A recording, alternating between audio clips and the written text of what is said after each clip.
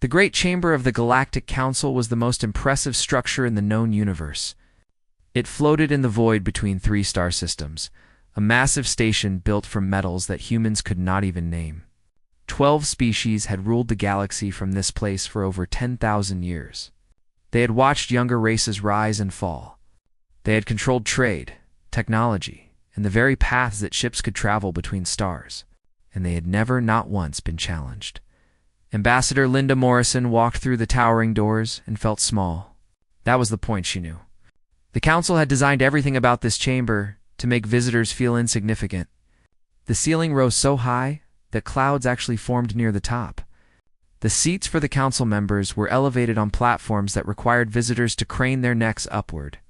The acoustics were designed to make any speaker's voice sound thin and weak. Linda had made this walk many times over her 15 years as Earth's ambassador. She had delivered countless requests, pleas, and proposals. She had smiled through insults.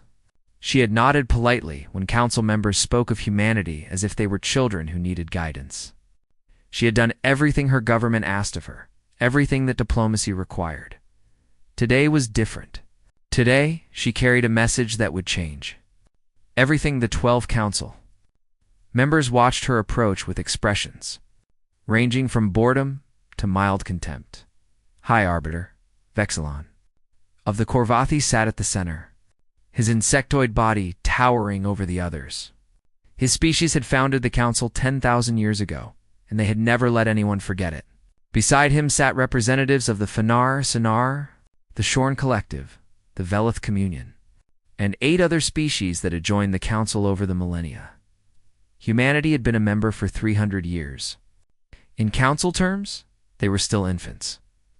Linda stopped at the speaking position, a small circle on the floor that was intentionally placed far from the council seats. She took a breath and began to speak. "Honored members of the Galactic Council," she said, her voice steady. "I come before you today with a message from the United Earth Federation." Vexthalin clicked his mandibles impatiently. Yes, yes. Another trade proposal. Another request to expand your colonial boundaries?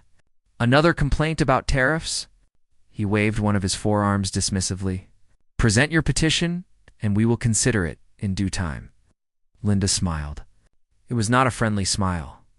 "No, High Arbiter. Not a petition. An announcement." She paused, letting the silence stretch. Effective immediately, the United Earth Federation withdraws from the Galactic Council. All treaties are hereby nullified. All diplomatic missions will depart Council space within 72 hours. All joint projects are terminated. All Council authority over human space is rejected. For a long moment, nobody moved. The words seemed to hang in the air, impossible to process. Then, chaos erupted. Delegate Yenix of the Shorn Collective leaped to her feet, her serpentine body coiling with agitation. "This is absurd. You cannot simply leave." Trade Minister Oraleth of the Fenari spread her feathered wings in alarm. "The economic consequences alone would devastate your colonies." But it was Vexilon's response that cut through the noise. He laughed. The sound of Korvathi laughter was deeply unpleasant to human ears, a harsh clicking that seemed to vibrate in the bones. But Linda did not flinch. "You cannot survive without us, human," Vexilon said, still amused. "Your species lacks the technology. You have no independent hyperspace capability. Your manufacturing base depends on council trade networks. Your colonies would starve within a year." He leaned forward, his compound eyes glittering. "This is a tantrum. Nothing more. You will return to us begging for readmission within 6 months." Linda looked up at him without fear. "We never needed you," she said quietly. "We simply chose to be polite." She turned and walked out of the chamber. Behind her, the shouting continued, but she did not look back. Her part was done. Now it was time for the rest of humanity to play theirs. 12 hours later, President Samuel Grant stood before a global audience.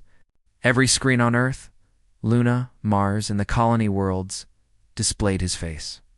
Beside him stood Admiral Catherine Price, commander of the newly consolidated Earth Defense Fleet, and Director Marcus Bell of the Global Science Initiative. Samuel was not a young man. His hair had gone gray years ago, and the weight of office had carved deep lines into his face. But his voice was strong, and his eyes burned with a fire that surprised those who had dismissed him as a quiet bureaucrat. "My fellow humans," he began. "Today we declared our independence from the Galactic Council. Some of you may be afraid. You have been told your entire lives that we need the Council, that we are a young species still learning our place in the galaxy, that without Council guidance, we would be lost." He paused, and when he spoke again, his voice was harder. "These are lies. Lies we accepted because we thought cooperation was more valuable than pride. Lies we tolerated because we believed that patience would eventually earn us respect. We were wrong." The camera shifted to show Admiral Price. She was a tall woman with sharp features and eyes that had seen combat. "For 300 years, the Council has restricted our technology," she said. "They banned research into advanced propulsion. They limited our ship designs. They told us it was for our own safety, that we were not ready for such things." She smiled grimly. "They were afraid of what we might become if we were ever allowed to reach our full potential." Director Bell stepped forward. He was an older man, soft-spoken and scholarly, but there was steel beneath his gentle exterior. "What the Council did not know," he said, "is that we never stopped researching. We never accepted their limitations. For generations, humanity's greatest minds have worked in secret, developing technologies that the Council cannot imagine. Today, those technologies come out of the shadows." President Grant returned to the center of the frame. "We do not seek war," he said. "We do not seek revenge for the centuries of disrespect we have endured.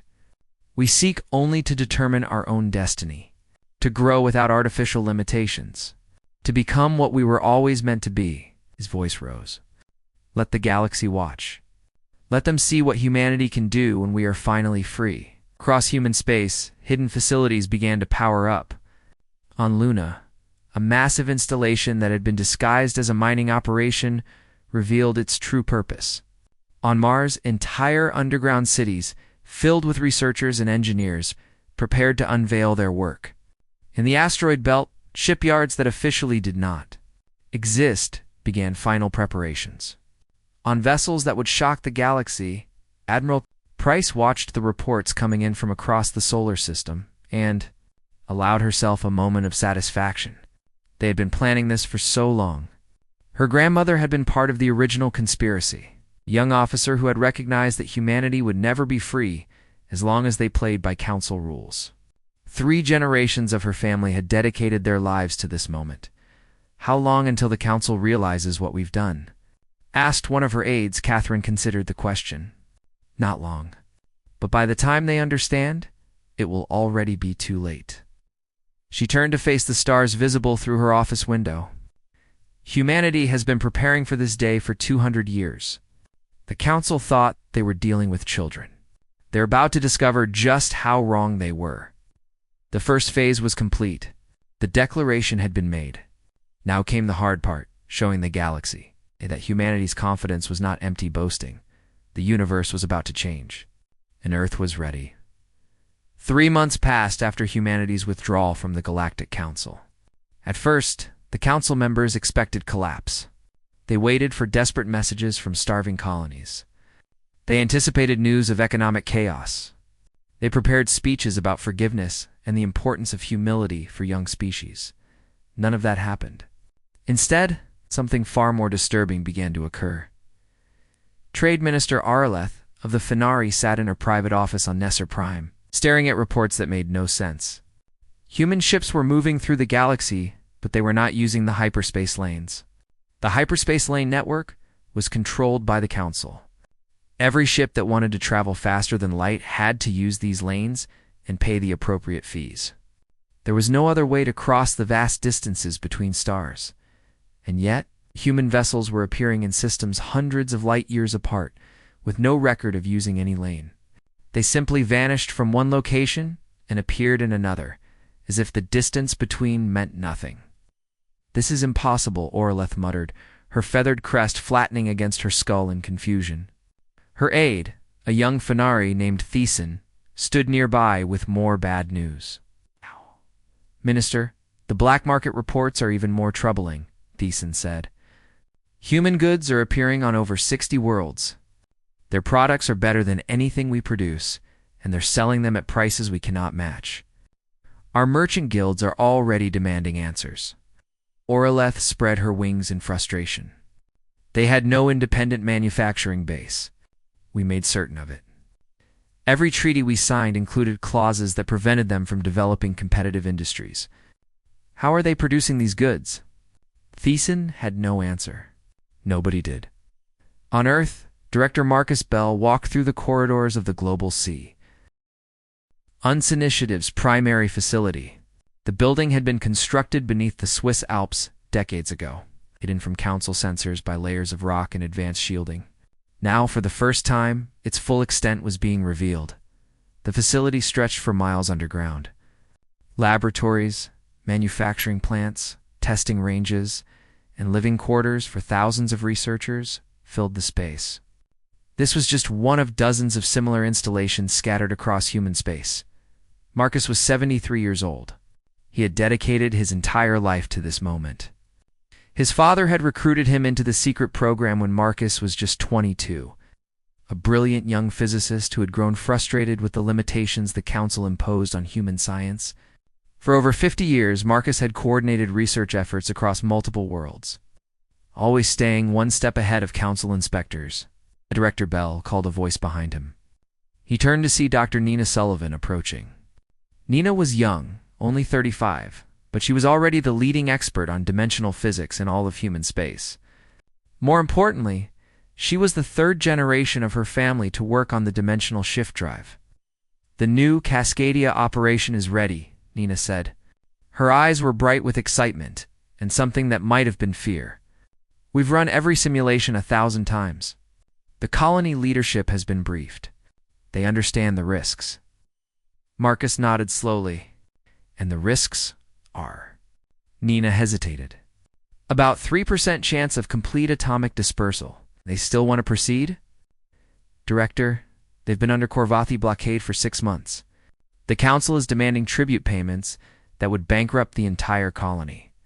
Their children are going hungry." Nina's voice hardened. "They'd accept a 50% chance if it meant getting free." Marcus sighed. The burden of leadership was making decisions that affected millions of lives. He had made such decisions many times over the decades. It never got easier. "Proceed," he said. 12 hours later, the galaxy witnessed the impossible. New Cascadia was a colony world in a system, claimed by the Korvathi as part of their sphere of influence. 40,000 humans lived there, farming the rich soil and building a future for their children. For 6 months, Korvathi warships had surrounded the planet. Demanding payment for the privilege of existing in space, the Korvathi considered theirs. The humans had refused to pay. The Korvathi had cut off all supply ships. It was a slow strangulation, designed to force compliance without the mesinzes of actual warfare. At exactly noon, standard Earth time, the entire planet of New Cascadia rippled. There was no other word for it. The world seemed to blur at the edges, becoming somehow less solid. The Korvathi ships surrounding it registered massive energy readings. Unlike anything in their databases, the New Cascadia vanished. The planet, its 2 moons, its orbital stations, and the 40,000 humans living there simply ceased to exist in that location. The Korvathi ships tumbled wildly as the gravitational field they had been orbiting suddenly disappeared, 6 light-years away. In unclaimed space far beyond Council borders, New Cascadia reappeared. The colonists had barely felt anything. One moment they were surrounded by enemy ships, the next they were free. Admiral Catherine Price broadcast her message to the stunned Korvathi fleet. "This is Admiral Price of the Earth Defense Fleet. The colony of New Cascadia is now located in free space. Outside. Any Council claims. We suggest you go home. Your blockade no longer has a target." The news spread across the galaxy at the speed of light. Every species with access to communication networks learned what had happened within days. The Council had believed humanity was a minor power, limited by Council restrictions. Unable to threaten the established order, humanity had just moved an entire planet. On her laboratory ship, now orbiting the relocated New Cascadia, Dr. Nina Sullivan allowed herself to cry. Her grandmother had first theorized that space could be folded. That distance was an illusion that could be bypassed with enough energy and the right equations. Her mother had built the first small-scale prototype, moving objects weighing a few kilograms across distances of a few meters. Nina had spent 15 years scaling up the technology, solving problems that should have been impossible, and now, watching the colonists celebrate their freedom below, she understood why her family had sacrificed so much. This was what humanity could achieve when it was not held back. The Council demanded explanations. They demanded inspections. They threatened sanctions and blockades and military action. Earth's response was simple and consistent. No. Humanity was done explaining itself to beings who had never respected them. Humanity was done asking permission. The veil had lifted, and the galaxy was seeing Earth's true face for the first time. More revelations followed. Human ships demonstrated weapons that could disable enemy vessels without damaging them, simply switching off their power systems from a distance. Human doctors announced medical breakthroughs that could extend lifespans by centuries. Human engineers unveiled construction techniques that could build orbital habitats in weeks, instead of years. Everything the Council had forbidden, everything they had told humanity was too dangerous or too advanced, turned out to be well within human capabilities.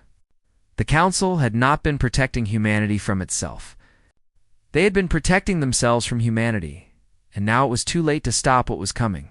The emergency session of the Galactic Council was the loudest in 10,000 years of recorded history. Species that had been bitter rivals for millennia now found themselves united by a common emotion: fear. High Arbiter Vextalon struck his ceremonial staff against the floor again and again, trying to restore order. The sound echoed through the great chamber, but nobody was listening. Delegates were shouting over each other, their translators struggling to keep up with the chaos. They moved a planet, shrieked Delegate Yenix of the Shorn Collective. Her serpentine body coiled so tightly she looked ready to strike. An entire inhabited world transported across light years in an instant. Our best scientists cannot even explain the theory behind such a thing. Forget the planet, snapped Ambassador Krell of the Velith Communion, his gray skin flushing purple with agitation. Have you seen the trade reports? Human merchants are operating in sectors we've controlled for 3,000 years. They're not using our shipping lanes. They're not paying our fees. They're simply appearing wherever they want to do business. Trade Minister Orlith of the Fenari added her voice to the chaos. The economic implications alone are catastrophic. If ships can bypass the hyperspace lane network entirely, our entire system of trade regulation becomes meaningless. Half our revenue comes from lane fees. We'll be bankrupt within a decade. Vexlin finally managed to project his voice over the shouting. Enough. We will not solve anything by panicking like newly hatched larvae. He waited until something resembling quiet had settled over the chamber before continuing. The situation is serious but not hopeless. The humans are still a single species. We represent 12. We have 10,000 years of accumulated resources and technology. Whatever they have developed, we can counter. Can we? Asked a quiet voice from the back of the chamber. Everyone turned to look at Observer Tellin of the Narati. The Narati were a reclusive species who rarely spoke in council meetings, preferring to watch and analyze. When they did speak, others listened. I have been studying the human records since their withdrawal. Not their official records, but the cultural materials they have released. Their histories. Their stories. Their art. Tellin moved forward, his thin body seeming to float rather than walk. Do you know what I found? These beings have been fighting for survival since before they discovered fire. They have faced extinction repeatedly, from natural disasters, from diseases, from their own internal conflicts. Each time, they have not merely survived, they have grown stronger. He paused, his large eyes sweeping across the council. They have a concept they call adversity breeds strength. When pressed, they do not surrender or adapt to their circumstances. They overcome them. They find ways to win that their enemies never anticipated. His voice dropped lower. High Arbiter, I do not believe we are dealing with a young species that got lucky with a few technological breakthroughs. I believe we awakened something that was sleeping. Something that was waiting. The chamber fell silent. The implications of Tellen's words hung heavy in the air. Finally, Vexilon spoke. We will send a diplomatic delegation. Surely, the humans can be reasoned with. Every species has needs that we can meet. Every species has weaknesses that can be exploited. We will find theirs. The diplomatic vessel was one of the finest in the Council fleet. It carried representatives from all 12 member species, along with gifts and proposals designed to appeal to human desires. Surely the Council believed there was something humanity wanted that could be used as leverage. The ship approached Earth's solar system with all proper protocols active, broadcasting peaceful intentions. It was stopped at the edge of the system by a single human, patrol craft. The officer who appeared on their screens looked impossibly young. Daniel Cooper was 26 years old, a lieutenant in the Earth Defense Fleet who had drawn patrol duty that day. He had not expected to meet the Council's most important diplomatic mission. He was not intimidated. "Attention, Council vessel," Daniel said, his voice polite but firm. "Earth is not accepting visitors at this time. Please reverse course and return to Council space." The lead Council diplomat, a Fenari named Sarath, spread her wings in what was meant to be a gesture of friendship. "Young human, we carry messages of peace from the Galactic Council. We wish only to discuss possible reconciliation with your leaders." Daniel smiled. It was the same smile Linda Morrison had worn in the Council chamber months ago. The Council was beginning to recognize it as a danger sign. "That's very kind of you," Daniel said. "But as I mentioned, Earth is not accepting visitors. We suggest you file a formal request through standard diplomatic channels." He paused, pretending to think. "Oh wait, we withdrew from those. Perhaps try again in a century or so. Have a nice trip home." The transmission ended. When Sarath tried to open a new channel, she found that all frequencies were being blocked. The human patrol ship simply sat there, waiting. 3 hours later, more human vessels arrived, then more. The Council diplomatic ship was soon surrounded by over 50 human craft of various sizes. None of them fired. None of them even activated weapons. They just waited. Sarath ordered a retreat. There was nothing else she could do. Back on Earth, President Samuel Grant met with his advisors to review the situation. The mood was tense but determined. 47 worlds have requested trade agreements. Admiral Price reported, pulling up a holographic display of the galaxy. Dots of light represented planets that had reached out to humanity in the months since the withdrawal. Most are from the outer regions, worlds that have always resented Council control. But a few are from Core Council territory. The cracks are starting to show. Director Bell nodded. 12 planets have inquired about defensive alliances. They're worried about Council retaliation for trading with us. They want guarantees. "What kind of guarantees?" Samuel asked. "The same kind New Cascadia received. Protection from Council aggression." Al paused. "Sir, if we start promising military support to Council worlds, we're essentially declaring ourselves a rival power. There's no going back from that." Samuel stared at the map for a long moment. He thought about the 3 centuries of humiliation humanity had endured. He thought about the countless talented people who had been forced to work in secret, because the Council feared what humans might become. He thought about his own grandfather, who had died believing that humanity would never be free. "We're already a rival power," he said finally. "The Council just hasn't accepted it yet. Begin negotiations with any world that wants to talk. Make no promises we can't keep, but make it clear that humanity protects its friends." Communications Director Paula Martinez spoke up. "Sir, there's something else you should know.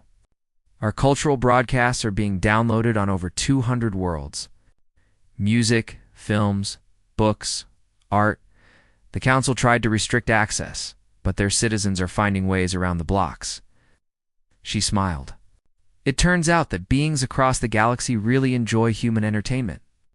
We're becoming popular in ways that have nothing to do with technology or military power." Samuel allowed himself a small smile. Soft power had always been one of humanity's greatest strengths. The Council had tried to isolate Earth, but ideas were harder to contain than ships. Now the galaxy is waking up to who we really are, he said. Let's make sure they like what they see. The panic in the council chamber was just the beginning. Humanity's campaign to reshape the galaxy had only started. The council fleet assembled at the edge of human-claimed space was the largest. Military force gathered in galactic history. 10,000 warships from 6 different species hung in the void like a wall of metal and fury. Dreadnoughts the size of small moons. Carriers loaded with fighter craft. Destroyers bristling with weapons that could crack planets. High Arbiter Vexilon stood on the command deck of his flagship, the Eternal Dominion. Around him, officers from a dozen species worked at their stations, coordinating the massive fleet. This was supposed to be a simple demonstration of power, a reminder to humanity that they were still small, still outnumbered, still vulnerable. All ships report ready, High Arbiter, announced his tactical officer. We can begin the advance on your command. Vexilon clicked his mandibles in satisfaction. The humans had rejected diplomacy. They had humiliated the council's envoys. They had stolen trade from council merchants and encouraged rebellion among council worlds. Now they would learn that there were consequences for such actions. Open a channel to Earth, Vexilon commanded. Let them see what they face. The transmission was broadcast across all human frequencies.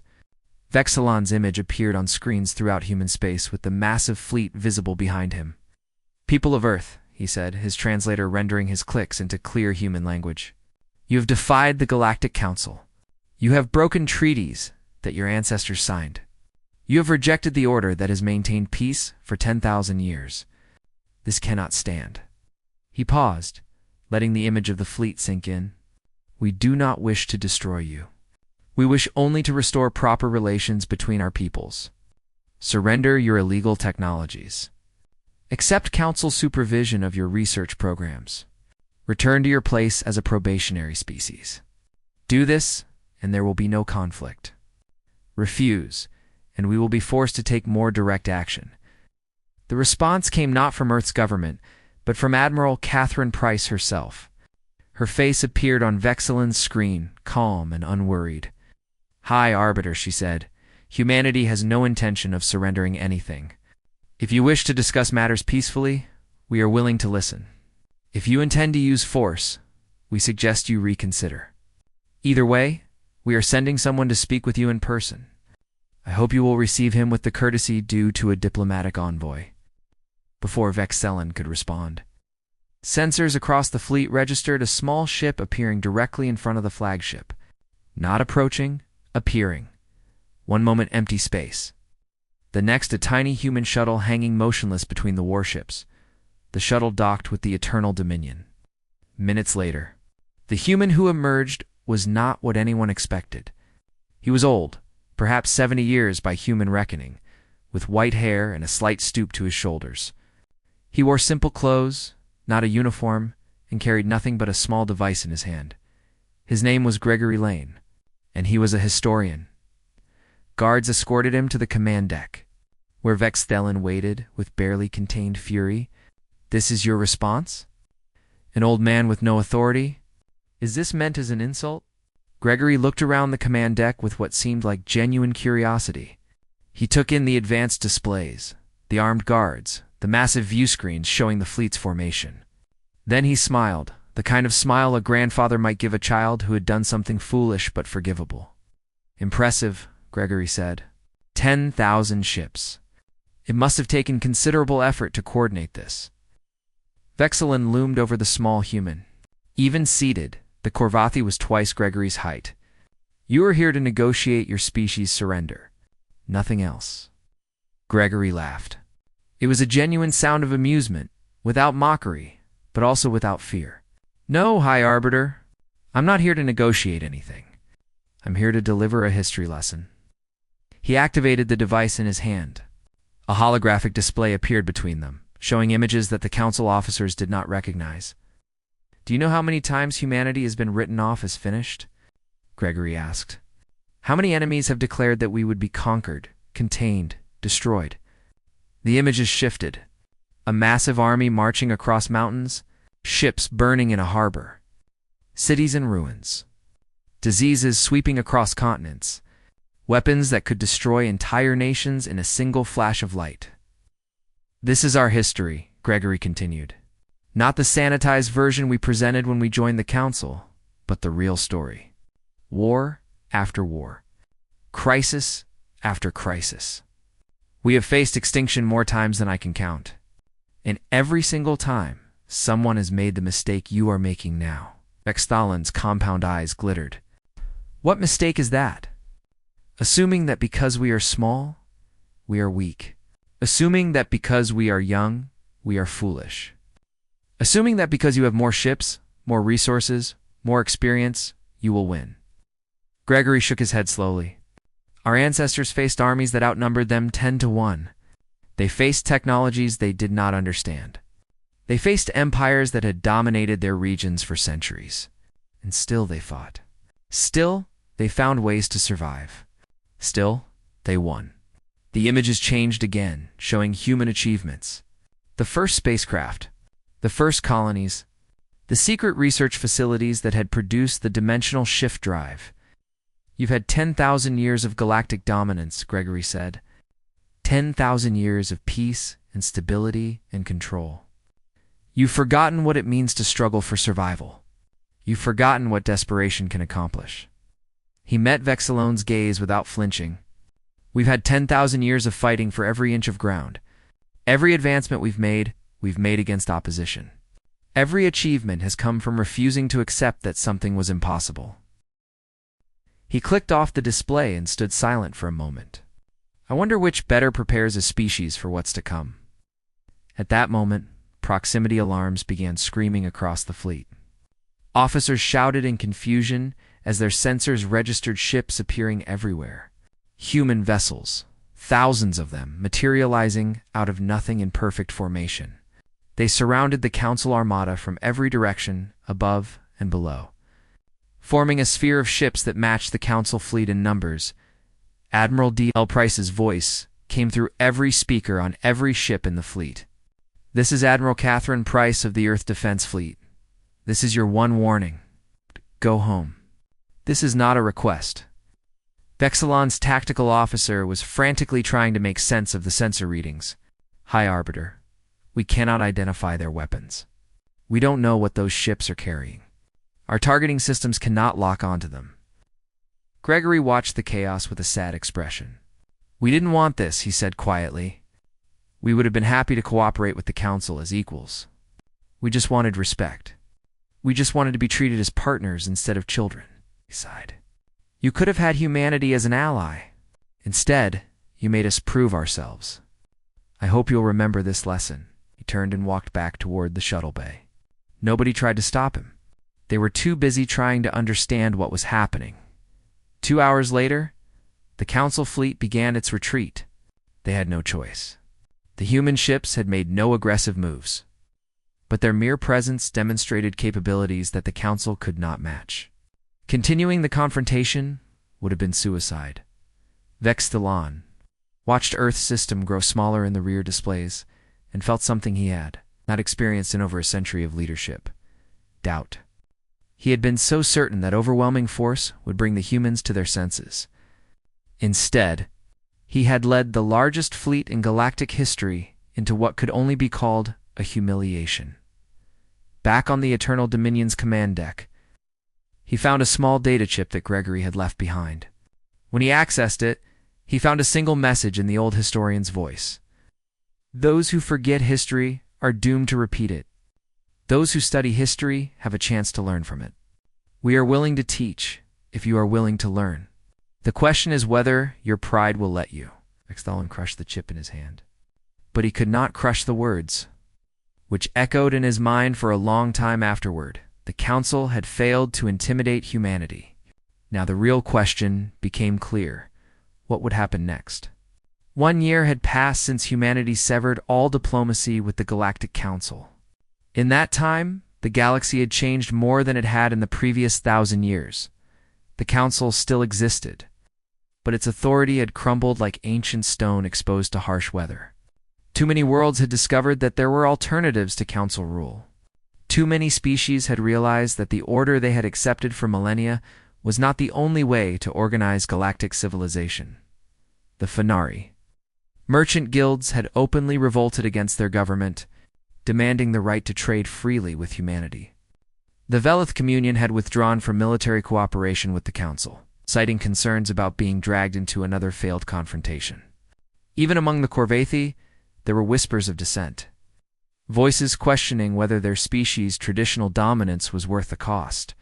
And through it all, humanity had continued to grow. New colonies appeared in unclaimed space, established in weeks using technologies that would have taken the Council decades to deploy. Human ships traveled freely across the galaxy, their dimensional shift drives making the hyperspace lane network increasingly irrelevant. Human ideas, human art, human philosophy spread from world to world. Inspiring beings who had never imagined that things could be different now. On a neutral station at the edge of explored space, representatives of 32 species gathered at humanity's invitation. The station was new, built by human engineers in cooperation with several allied worlds. It floated in a region claimed by no one, a symbol of what the future might hold. Ambassador Linda Morrison stood before the assembled delegates. She was older now, her hair touched with gray. But her eyes held the same determination that had carried her through that final speech to the Council a year ago. "Thank you all for coming," she said. "I know that many of you took great risks to be here. I know that the Council has pressured some of your governments to reject this invitation. The fact that you came anyway speaks to your courage and your vision." She paused, looking out at the diverse assembly. Beings of every shape and size filled the chamber.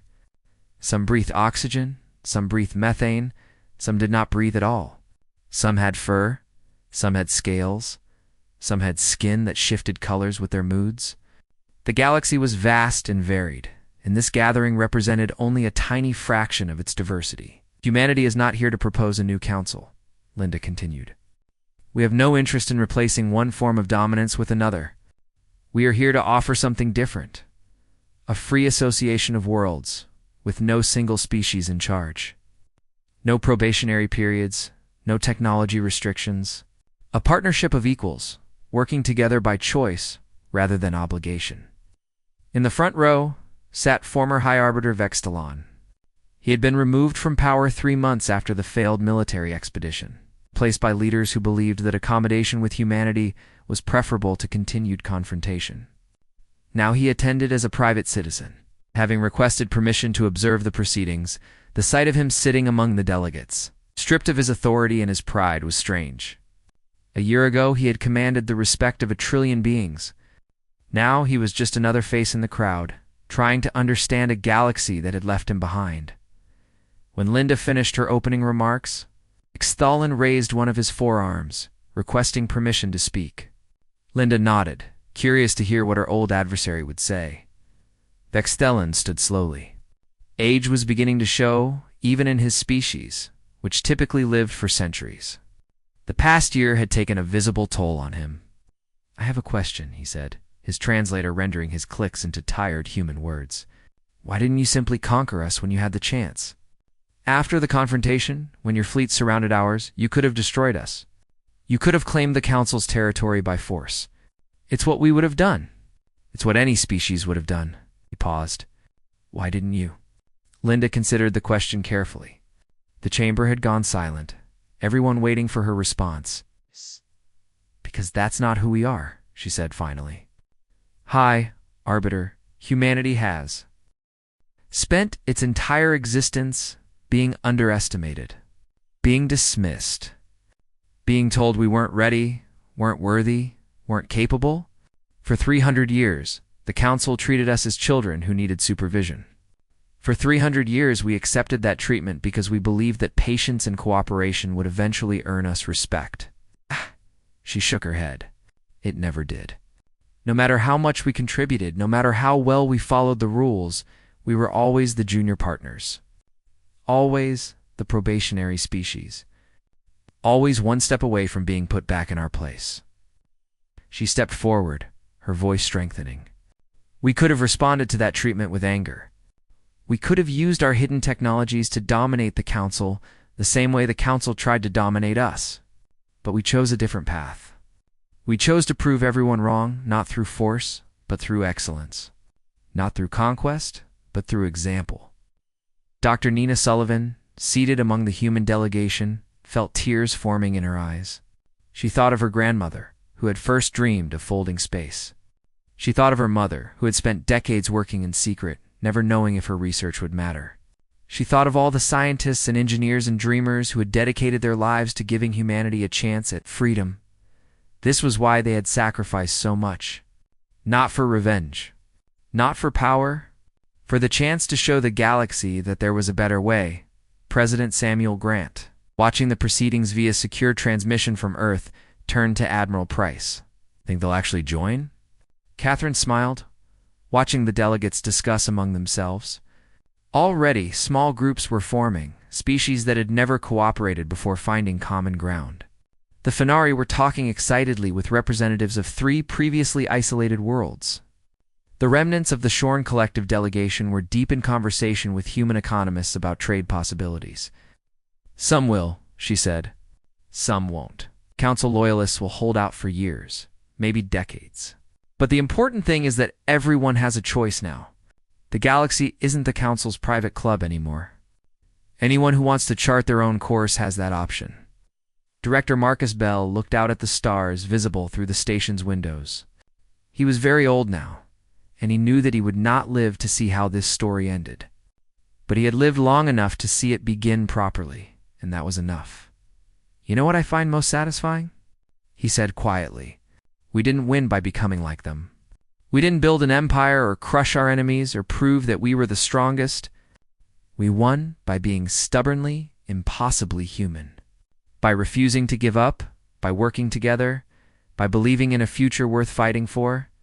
Across the galaxy, changes were already beginning. On 100 different worlds, beings of every description were discovering human art, human science, human philosophy. They were learning that the species their leaders had dismissed for so long had depths that nobody had imagined. The young Fenari merchant watched a human film for the first time and wept at its beauty. A Velith scientist read human research on dimensional physics and felt her understanding of the universe expand. A Corvathi child, born after the Council's fall, asked her parents why the old stories made humans sound so scary. When the humans she had met were so kind, ideas spread faster than ships. Hope spread faster than fear. The galaxy that had seemed so fixed, so permanent, so unchangeable, was transforming before everyone's eyes. And in the hearts of humanity, there was no arrogance in victory. Only the quiet satisfaction of finally being seen for who they truly were. Stubborn, creative, compassionate, and absolutely unwilling to accept limits imposed by others. Ambassador Morrison concluded her remarks with words that would be remembered for generations. The universe is vast enough for all of us. Let us explore it together, as partners and friends. Let us build something our descendants will be proud of. The old era is ending. The new era begins now. The delegates applauded, some hesitantly, others with enthusiasm. It would take years, perhaps decades, to build the new order that humanity envisioned. There would be setbacks and conflicts and difficult compromises, but standing there on that station, watching species that had been strangers begin to become allies, Linda Morrison knew that the hardest part was over. Humanity had earned its place in the galaxy, not through conquest, but through perseverance. Not through force, but through hope. The galaxy would never be the same. And that was exactly as it should be.